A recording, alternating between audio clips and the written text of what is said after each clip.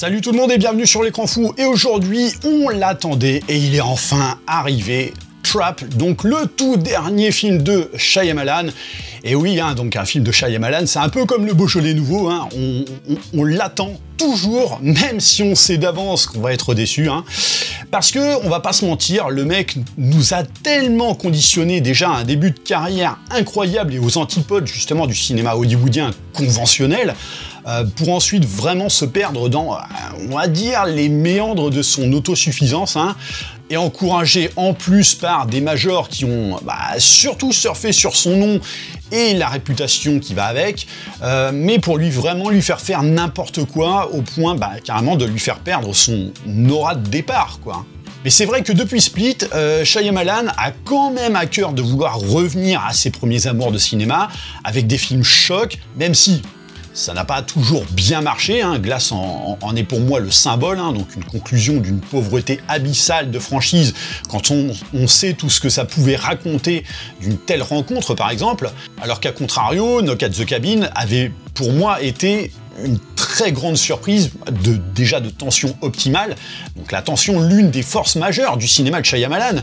Donc quand le monsieur envisage de traiter d'un film qui place son histoire au cœur d'un concert pop qui va, entre guillemets, servir de piège pour traquer un tueur en série, oui, le pitch de base est tout indiqué. Après, j'ai envie de dire, la tension et le suspense, ce sont un peu les piliers de base de tout film de profilage. Donc, on en attend forcément un peu plus de Shyamalan, et peut-être et surtout un peu de rebondissement dont lui-même a le secret, surtout quand on sait que le scénario vient en plus exclusivement de lui. Mais déjà, ce film s'ancre parfaitement dans sa filmo, car ça fait maintenant quelques métrages qu'on a bien compris son plaisir de traiter de personnages complexes à tendance psychotique, et le héros, alors si on peut parler vraiment de héros, on va plutôt dire personnage principal, ça colle mieux, rentre vraiment dans cette catégorie pour symboliser un peu une sorte de miroir de nous-mêmes. Alors non pas qu'on soit tous des meurtriers en puissance, mais plutôt que sous les apparences de gens bien sous tout rapport que l'on tente de véhiculer, peuvent parfois se cacher des pensées beaucoup plus sordides, et c'est justement ce que représente Cooper, donc le personnage, un bon père de famille, bienveillant, tout ça, qui s'avère être, loin de tout soupçon, même de ceux de ses proches, notamment de sa femme, être un pur tueur en série doublé d'un sadisme décomplexé qui te glace le sang, quoi. Et c'est amusant autant qu'inquiétant que, en tant que spectateur, on en soit presque à prendre parfois parti pour lui dans cette traque, justement, peut-être parce que indirectement et contre notre volonté, on le comprend finalement un peu. Et d'autant plus que le mec est interprété par Josh Hartnett, qui revient enfin sur le devant de la scène depuis son retour sur grand écran dans des films de grande ampleur après Oppenheimer. Moi à l'époque, Josh Hartnett c'était vraiment un acteur que j'aimais beaucoup, mais qui avait disparu d'Hollywood, mais parce que lui-même l'avait décidé. C'était son choix de prendre effectivement du recul par rapport à tout ça. Et donc oui, avoir pour acteur un mec avec déjà une gueule qui inspire la sympathie, parce que c'est un petit peu son cas, ça trahit d'autant plus ton jugement, en tant que spectateur, sur son personnage, quand il est finalement un enfoiré notoire. Et que tu le sais dès le départ, si effectivement tu as vu ne serait-ce qu'un trailer. Il est clair que l'acteur s'amuse à jouer ce personnage qui va lui aussi s'amuser autour de la situation pour duper davantage ceux qui le traquent ou pourraient l'identifier sous son vrai jour. Donc oui, Josh Hartnett porte vraiment énormément le film sur ses épaules, de par son interprétation, et bon, alors non pas qu'on le mettrait carrément dans le même panthéon des fous criminels marquants du cinéma, mais il pourrait toutefois s'en approcher si toutefois le film tenait à rester cohérent dans le reste. Et alors en fait, il faut bien comprendre une chose, c'est que la réussite des films de Shyamalan repose sur 4 choses importantes, selon moi. Primo, de bonnes interprétations. Secondo, de l'attention, on en a parlé tout à l'heure justement. Tertio, un bon twist. Et quarto, et surtout, le fait de savoir où s'arrêter pour ne pas franchir la barrière qui sépare le tangible du loufoque, voire du ridicule. Voilà pourquoi Incassable, Sixième Sens, Signe ou Le Village fonctionne, et qu'à l'inverse, quand la barrière est franchie, voilà pourquoi Glass ne fonctionne pas, voilà pourquoi Old, Split ou encore Knock at the Cabin fonctionnent, mais pas la fin. Et si ici, Shyamalan a à cœur de vouloir planter une histoire de traque de tueur qui a tout pour fonctionner sur le papier, et la mise en situation sur la première partie en atteste largement, hein, on découvrait là ce que la barrière dans ce film a clairement été franchie quand, là où il pourrait se vouloir ludique dans cette fameuse chasse à l'homme, il trébuche complètement dans la fosse aux facilités, et que plutôt que d'essayer d'en sortir, il décide finalement de nager sans scrupule dedans, quoi. C'est-à-dire que déjà, le trailer en faisait la démonstration, quand notamment pour s'assurer que le tueur sache de quoi il en retourne du concert et amené effectivement au contexte du film d'une traque policière, on tombait déjà dans la facilité puisque c'est un employé lambda qui va lui raconter que tout ça finalement est un plan pour attraper un tueur, alors que en fait dans un monde réel, lui-même, donc je parle du vendeur, ne devrait même pas avoir connaissance d'une once, d'un début d'objectif, d'une opération secrète de cette envergure. Et tout, absolument tout, est comme ça dans le film pour amener l'intrigue là où Shyamalan le souhaite. De la facilité, de la facilité, de la facilité. Pourquoi? Tout simplement parce que sans ça, l'intrigue rentrerait tout le temps dans des murs. Donc oui, c'est un enchaînement rocambolesque de facilité scénaristique et contextuelle perpétuelle qui fait littéralement tomber le film dans le domaine de l'absurdité continue. Et je ne parlerai pas de la ressemblance entre la profileuse et la mère de Cooper qui amène aussi à la confusion, hein.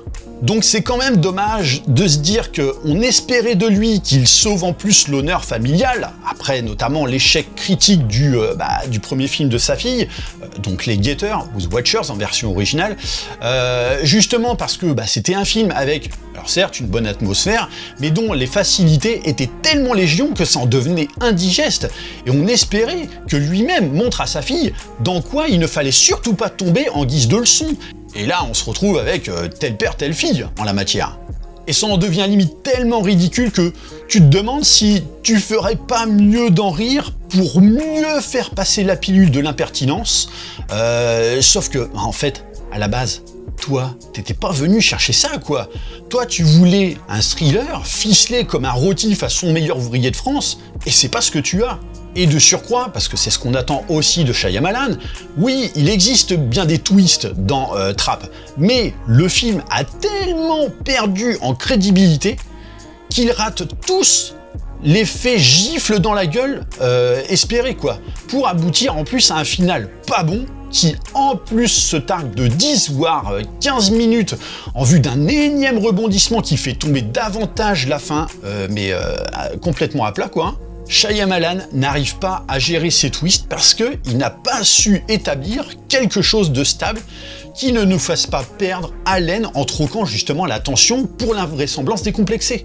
Je veux dire, si vraiment vous voulez voir des films de ce genre, mais qui se tiennent mieux, moi je vous recommande plus facilement, on va dire les films des années, on va dire fin 90, début 2000, comme c'était tendance à l'époque, hein, ou alors carrément les grands classiques comme Zodiac ou Seven, hein, même si bon, vous les avez peut-être déjà vus 20 fois, mais c'est pas grave.